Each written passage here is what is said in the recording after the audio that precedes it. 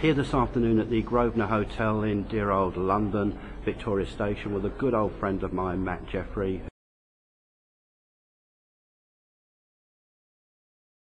What, number one, for you is social media as a professional recruiter? What is social media? Social media is a means of communicating with potential candidates. So these are people that could be consumers, they could be fans, but these are people that need to be taken on a journey to hopefully become candidates. Now, the mistake that's been made with social media is that recruiters go on and start posting up jobs online. Ultimately, at the end of the day, recruitment is boring. If you go to a blog site, a Facebook page or a Twitter page and all you get is a stream of job listings, it's not going to create engagement. It's not going to promote your employment brand. You're not going to want to repeat visit a list of jobs, particularly if you're not looking. So what we see social media is a way of communicating, building up an excitement, having the trickle-down effect that people tell their friends and their friends about us and start them on that journey and build a brand. So if you see social media as a way of immediately creating pipeline, then you're going to lose the employment branding and you're going to lose the social media game. You're just not in the market, and companies like EA, who focus on social media as a communication tool, are going to win that global war for talent. How did you construct a social media strategy? Yep. How did you dovetail it into the employer brand, and how did you get corporate buy-in again? So the key thing was there to define what are you trying to achieve.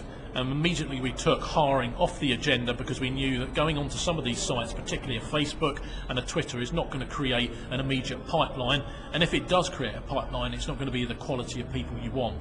So what you need to do is then decide, okay, what are you going to use social media for? About building the employment brand, revealing behind the scenes, discussing the culture, revealing individuals who decide about what happens in terms of what gains you make or what decisions make internally. So you're starting people on that whole journey and developing a two-way communication. So you've got to recognise there are a number of ways that these can translate into pipeline. The first thing we decided was that LinkedIn was obviously the shop window to the world for your CV. Now, we created discussion groups and community groups within there, which quickly built up to many thousands of people. Now, the great thing is that we wanted to focus on developing conversations and new ideas, and that become a very informed talent community, which we then could persuade into becoming pipeline. So that had an immediate return on investment. Then we looked at Twitter and we realised this is not going to create a long-term immediate pipeline that we can have coming straight through the door.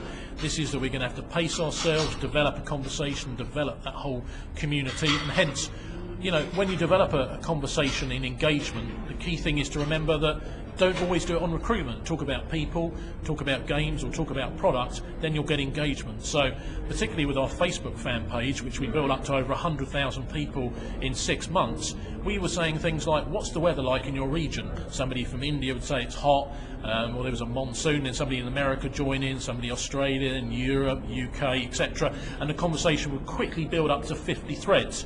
Now, some people internally said to us, well, what's the point of that? The point is you're creating engagement, you're getting communities starting to discuss in your area, and you're building up those people then you could subconsciously message to about working at EA. So drop in, what's the weather, what are you doing, talk about some product information, talk about an individual in your company, then suddenly you drop in, you know, we're hiring for XYZ, have you been to the job site?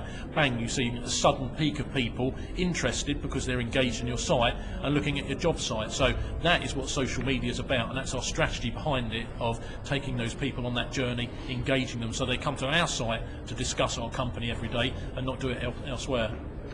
Just out of interest, I know in Holland, Ernst & Young did a very funky thing. They created a kind of Ernst & Young NL alumni site. Where basically people that had been let go could remain in contact with, could update profiles, could be available for consulting work. In other words, they've kept in touch with that talent. Have you guys done anything similar? So yeah, I mean, particularly on LinkedIn, which has been a great area for us. We have an alumni area, and we've got about 4,000 people on that.